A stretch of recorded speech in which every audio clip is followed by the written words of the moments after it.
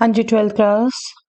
Yes बच्चों, आज मैं डिस्कस करने लगी हूँ बेटा आपसे इंटीग्रेशन चैप्टर के कुछ असर्शन रीजनिंग बेस्ड क्वेश्चंस। चलिए देखते हैं। पहले एक बार रिकॉल करवा दूं बेटा, असर्शन रीजनिंग बेस्ड क्वेश्चन क्या है। आपके पास 2 स्टेटमेंट्स होंगी। Okay, let me just read it. In the following question, ये आपको हर क्वेश्चन के स्टार्टिंग में मिलेगा बेटा असर्शन रीजनिंग के। In the following question, a statement of assertion A is followed by a statement of reason R. कई जगह A R इसको यहाँ मेंशन किया हो सकता है। Pick the correct option. आपको करेक्ट ऑप्शन चूज करनी है। दोनों स्टेटमेंट गौर से पढ़िए, दोनों करेक्ट हैं या दोनों में से एक करेक्ट है या दोनों गलत है, ये पहले से ऑब्जर्व करके रखिए।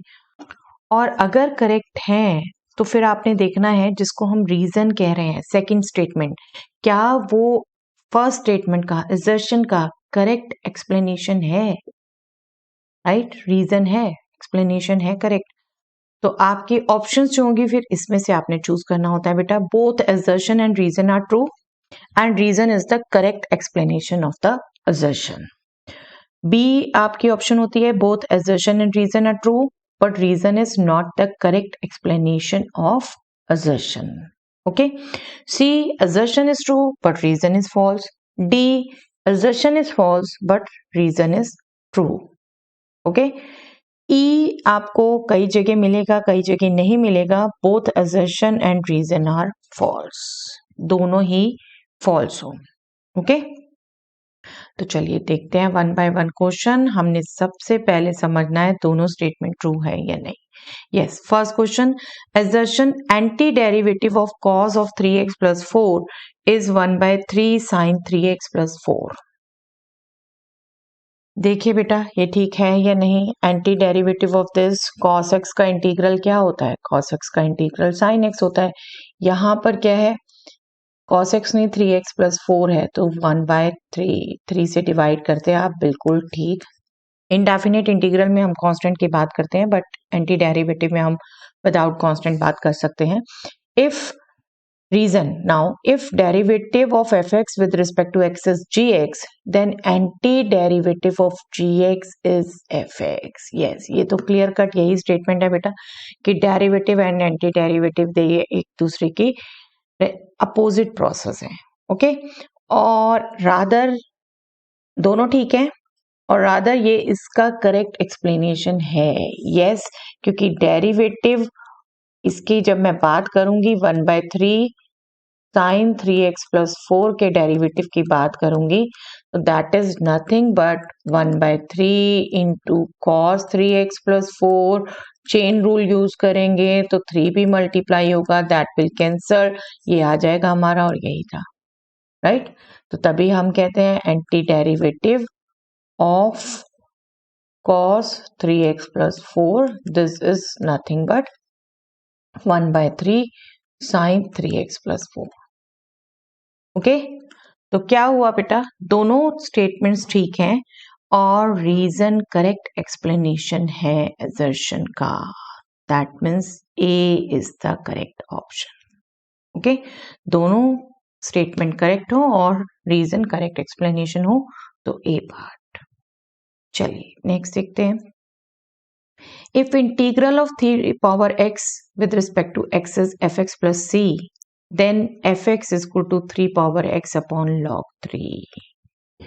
इंटीग्रल 3 पावर x का, यस 3 पावर x का, आई होप बिल्कुल याद है बेटा आपको। इंटीग्रल यही होता है बेटा, a पावर x का integral nothing but a power x upon log a, right? Derivative होता है ax into log a, integral ax upon log a। तो ये बिल्कुल ठीक है। Reason derivative of log x is 1 by x। Okay, ये भी ठीक है बेटा, log x का डेरिवेटिव 1 बाय x ही होता है। बट क्या ये इसका करेक्ट एक्सप्लेनेशन है?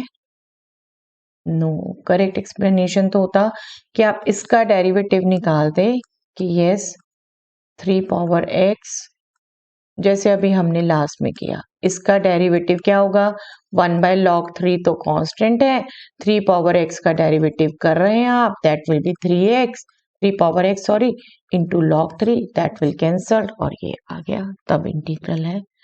तो दोनों स्टेटमेंट ठीक है बेटा, बट रीजन करेक्ट एक्सप्लेनेशन नहीं है, राइट, करेक्ट एक्सप्लेनेशन नहीं है। तो यहां पर हमारी ऑप्शन बी आएगी, B option will be the correct option. चलिए next question, derivative of a function is unique but a function can have infinite integrals. एक फंक्शन का डेरिवेटिव तो यूनिक होता है बट इंटीग्रल्स इनफाइनाइट होते हैं। ये हम थ्योरी में ही पढ़ चुके हैं बेटा, आई डोंट थिंक एक्सप्लेनेशन की नीड है, आप बिल्कुल जानते हैं। यस, ये स्टेटमेंट ट्रू है, राइट, ट्रू है ये स्टेटमेंट। अब रीजन क्या कह रखा है, if derivative of f x is g x then integral of g x is f x plus c where c is a constant of integration. Yes, this is correct because integral में हम constant of integration add करते हैं और rather इसी सी के कारण infinite integrals होते हैं। मैंने आपको ये एक्टिविटी भी कराई हुई है बेटा, इसी सी के कारण इनफाइनाइट इंटीग्रल्स होते हैं। दैट मीन्स दोनों स्टेटमेंट ठीक है और रीजन करेक्ट एक्सप्लेनेशन भी है। यस, बिल्कुल करेक्ट एक्सप्लेनेशन है बेटा, ये A is the answer. Yes, integral of 1 upon x square plus 4x plus 2 with respect to x is this. Okay, let us just find it quickly. ये perfect square बनाना पड़ेगा आपको बेटा। Okay, let me just make perfect square first. 2 add and 2 subtract और ये हो जाएगा x plus 2 whole square. 2 subtract हो जाएगा √2 स्क्वायर, राइट, ये आएगा। तो इंटीग्रल हमारा हो जाएगा, हमने सिर्फ चेक करना है, मैं सब कुछ डिटेल में नहीं लिख रही बेटा, x plus 2 whole square minus √2 whole square, ये हो गया 1 अपॉन, दैट मीन्स आपको जो फॉर्मूला यूज होना है 1 अपॉन एक्स स्क्वायर माइनस ए स्क्वायर का integral, that will be 1/2a log of modulus x minus A upon x plus A, right, ये integral होता है। अब इसका जब आप इंटीग्रल निकालेंगे, a is √2 1/2 √2 log of x minus √2 और log ऑफ x प्लस √2, ये इंटीग्रल आएगा। और लेट अस जस्ट चेक 1/2 √2, नहीं, यहाँ गड़बड़ हो गई बेटे, यहाँ साइन भी गड़बड़ हो गया, वैल्यू भी गड़बड़ हो गई, तो ये असर्शन फॉल्स है, असर्शन फॉल्स है, क्लियर कट। चलिए रीजन देखते हैं, integral of 1 upon A square minus x square is 1/2a log a plus x upon a minus x. Yes, ये बिल्कुल ठीक है, ये स्टेटमेंट ठीक है। ओके, अब एक फॉल्स एक ट्रू है तो वैसे तो रीजन देखना ही नहीं, बट बाय चांस ये ठीक होता बेटा तो क्या ये करेक्ट एक्सप्लेनेशन था इसका? बिल्कुल नहीं, ये 1 अपॉन एक्स स्क्वायर माइनस ए स्क्वायर फॉर्मूला यूज करके निकला था और ये 1 अपॉन ए स्क्वायर माइनस एक्स स्क्वायर है, ठीक है। तो बिल्कुल अगर करेक्ट होता तो रीजन ये नहीं होता, बट राइट नाउ क्या है, एक फॉल्स एक true, assertion false reason true, ये हमारा डी पार्ट होता है बेटा। सी में होता है असर्शन ट्रू। वैसे नो डाउट आप अपने क्वेश्चन पेपर पे ध्यान रखेंगे बेटा, ये नहीं कि क्वेश्चन पेपर में ये ऊपर नीचे आए सीटी लिखा आप उसको ना फॉलो करो, क्वेश्चन पेपर पे ध्यान रखेंगे। अभी हमने क्या लिया है, सी में assertion true reason false and D में लिया है हमने असर्शन फॉल्स रीजन ट्रू, तो उसके हिसाब से डी है हमारा आंसर। ओके, चलिए next, integral of ex into 1 minus sin x upon 1 minus cos x is this where c is a constant of integration. Okay, ये इंटीग्रल क्विकली निकाल लेते हैं बेटा, मैंने आपसे भी रिसेंटली डिस्कस भी किया है ये। Okay, let me just find out again, क्या करना है हमने, 1 माइनस कॉस एक्स को पुट करना है 2 साइन स्क्वायर एक्स और इन्हें सेपरेट करना है 2 sine square x by 2 rather, और साइन एक्स को भी पुट किया 2 sine x by 2 cos x by 2 और डेनोमिनेटर में हो गया 2 sine square x by 2। Numerator में 2 टर्म्स, डेनोमिनेटर में सिंगल, मैंने सेपरेट कर दिया सीधा इन्हें। 2 get cancel, sine x by 2 with sine x by 2 cancel, this is nothing but E x 1/2 cos x square x by 2 minus cot x by 2। बिल्कुल ठीक बेटे, माइनस कॉट एक्स बाई 2 अगर function है तो ये इसका डेरिवेटिव है, chain rule use होगा, तो बिल्कुल ठीक। और ये इंटीग्रल हमारा ई एक्स इंटू फंक्शन ही आता है, e x into minus cot x by 2 ही हो गया ये, तो हमारा ये स्टेटमेंट ठीक है, करेक्ट है। अब रीजन जो दे रखा है e x into f x plus f dash x is e x f x plus c, yes यही रीजन यूज किया हमने बेटा, रादर यही फॉर्मूला यूज किया हमने। तो दोनों स्टेटमेंट्स करेक्ट हैं और रीजन करेक्ट एक्सप्लेनेशन भी है, that means A is the answer, right. दोनों स्टेटमेंट करेक्ट हैं और ये करेक्ट एक्सप्लेनेशन भी है, तो ए आंसर हो गया। ओके चलिए नेक्स्ट देखते हैं। Integral of a to a f x d x is 0, yes ये प्रॉपर्टी ही है बेटा एक, we know this is a property, तो ये ट्रू ही है।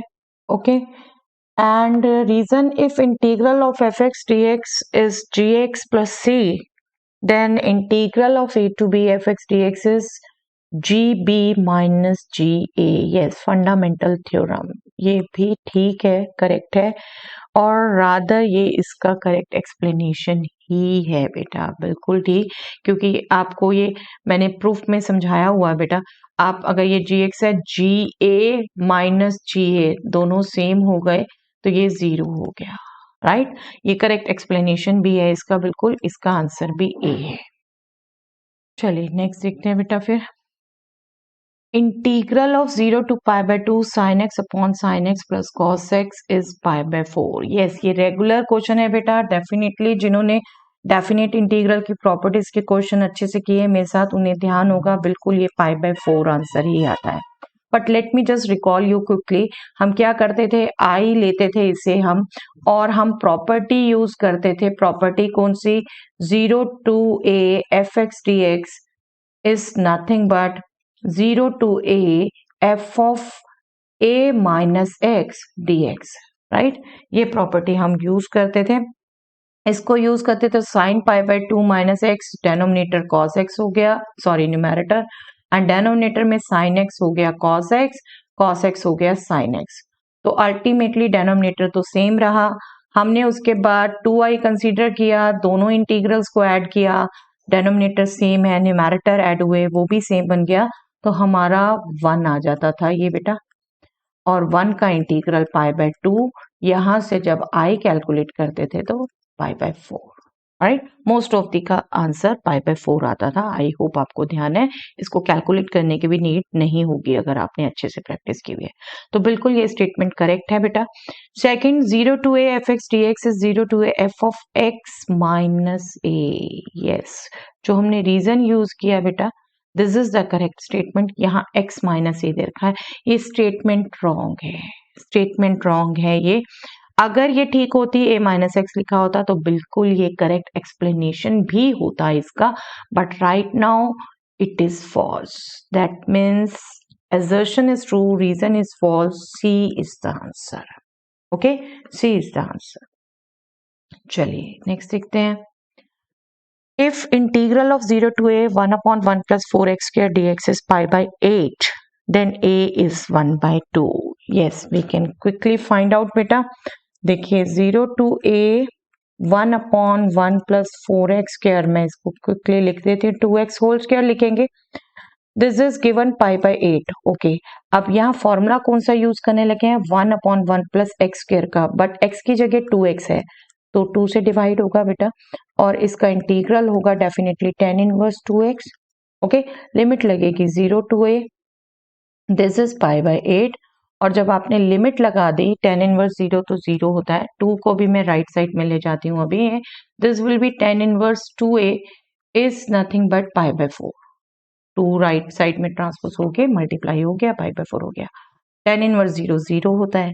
अब इसको आप यूज कर ले इनवर्स की डेफिनेशन, तो ये हो गया 2a is tangent of pi by 4 which is nothing but 1, that means A is 1/2 हो गया. Quickly calculate. यस, ये ठीक है बेटा, स्टेटमेंट ठीक है बिल्कुल.